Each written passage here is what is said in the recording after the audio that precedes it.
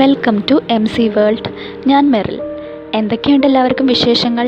ഇന്ന് MC world എന്ന ചാനലിൽ നിങ്ങൾക്ക് വേണ്ടി ഞാൻ അവതരിപ്പിക്കുന്നത് ലവ് ബേർഡ്സിനെ പറ്റിയുള്ള വീഡിയോ ആണ്. ലവ് ബേർഡ്സിനെ വാങ്ങിയ തുടക്കക്കാർക്ക് വേണ്ടിയിട്ടാണ് ഈ ഒരു വീഡിയോ ഞാൻ പ്രിപ്പയർ ചെയ്തത്. ഹോബി എന്നതിന് അപ്പുറം ഒരു വരുമാന മാർഗം കൂടിയായിട്ട് നമുക്ക് ഈ മേഖലയെ തിരഞ്ഞെടുക്കാം. ഇന്ന് മാർക്കറ്റിൽ ഒരു പെയറിന് 450 രൂപ വരെ റേറ്റ് ഉണ്ട്. ലവ് ബേർഡ്സിൻ്റെ ഫീമെയിൽസിനെയും മെയിൽസിനെയും എങ്ങനെയാണ് ഐഡൻറ്റിഫൈ ചെയ്യുക എന്ന് പറയാം. മെയിൽസിൻ്റെ ബീക്കിന് മുകളിൽ ബ്ലൂ കളറിലാണ് കാണുക, എന്നാൽ ഫീമെയിൽസിലാണെങ്കിൽ ബീക്കിന് മുകൾ ഭാഗത്ത് വൈറ്റ് കളറാണ് കാണുക. ഇനി ഞാൻ 6 കാര്യങ്ങൾ പറയുന്നുണ്ട്. ഈ 6 കാര്യങ്ങളിൽ ചിലത് ഒരു റൊട്ടീൻ പോലെ തന്നെ നിങ്ങൾ ചെയ്യുകയാണെങ്കിൽ നിങ്ങളുടെ ബേർഡ്സിന് അത് വളരെയധികം ഗുണം ചെയ്യും. ഒന്നാമത് നമ്മൾ ശ്രദ്ധിക്കേണ്ടത് കൂടിന് വെളിയിലുള്ള വില്ലന്മാരാണ്. അതായത് നീറുകൾ അല്ലെങ്കിൽ ഉറുമ്പുകൾ. ഉറുമ്പുകളിൽ ഏറ്റവും പ്രശ്നക്കാർ ഈ നീറുകളാണ്. നീറുകൾ കൂടിനുള്ളിൽ കടന്ന് കിളിയെ ആക്രമിക്കാം. നമ്മുടെ അടുത്തുള്ളത് ഏകദേശം ഒരു 4.5 അടി നീളവും 2 അടി വീതിയുമുള്ള ഒരു കിളിക്കൂടാണ്. അപ്പോൾ ഇതിൻ്റെ 4 കാലുകൾക്കും താഴെയായിട്ട് 4 പാത്രത്തിൽ കരിയോയിൽ ഒഴിച്ചു വെച്ചിട്ടുണ്ട്. അപ്പോൾ ഈ രീതിയിലാണ് നമ്മൾ ഉറുമ്പുകളുടെ ശല്യത്തിൽ നിന്നും കിളിയെ സംരക്ഷിക്കുന്നത്. രണ്ടാമത് നമ്മൾ ഇമ്പോർട്ടൻ്റ് കൊടുക്കേണ്ടത് ക്ലീനിങ്ങിനാണ്. കിളിയുടെ ഫീഡിംഗ് ബോട്ടിൽസ് ഡെയിലി നമ്മൾ ബ്രഷ് ഉപയോഗിച്ച് തന്നെ ക്ലീൻ ചെയ്യണം. അതേപോലെ വെള്ളം നമ്മൾ ഡെയിലി ചേഞ്ച് ചെയ്യാനും ശ്രദ്ധിക്കണം. ഇങ്ങനെ ക്ലീൻ ആക്കുന്നത് വഴി നമുക്ക് കിളികളെ അസുഖങ്ങളിൽ നിന്നും സംരക്ഷിക്കാൻ സാധിക്കും.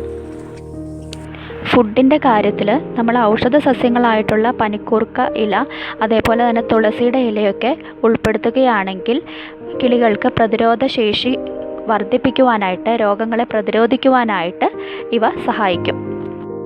അടുത്തത് കിളികളുടെ പ്രൊട്ടക്ഷൻ, അതായത് തണുപ്പ്, മഴ എന്നിവയിൽ നിന്നും കിളികളെ സംരക്ഷിക്കാനായിട്ട് കൂടിന് പുറമേ നമ്മൾ കൂടിനെ കവർ ചെയ്യുന്ന രീതിയിൽ പ്ലാസ്റ്റിക്കിൻ്റെ ഷീറ്റൊക്കെ ഇടുന്നത് നന്നായിരിക്കും. കിളികളുടെ സുരക്ഷയ്ക്കായിട്ട് നമുക്ക് കൂടിൻ്റെ ഡോറിലായിട്ടൊരു ലോക്ക് സിസ്റ്റം ക്രമീകരിക്കാം.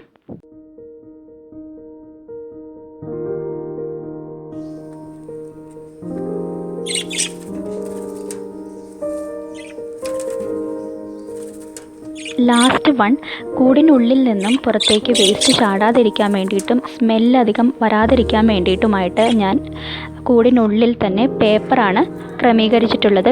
പേപ്പർ വിരിച്ചിട്ടാണുള്ളത്.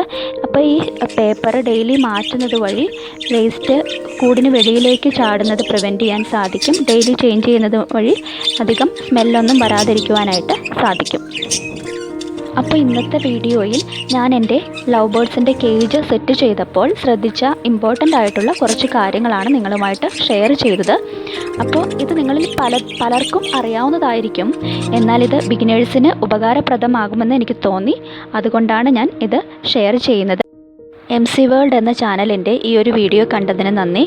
നിങ്ങൾക്ക് ഈ വീഡിയോ ഇഷ്ടമായെങ്കിൽ ലൈക്ക് ചെയ്യാനും ഷെയർ ചെയ്യാനും സബ്സ്ക്രൈബ് ചെയ്യാനും മറക്കരുത്. കൂടുതൽ വിശേഷങ്ങളുമായി നെക്സ്റ്റ് വീഡിയോയിൽ കാണാം. അതുവരെ നന്ദി, നമസ്കാരം.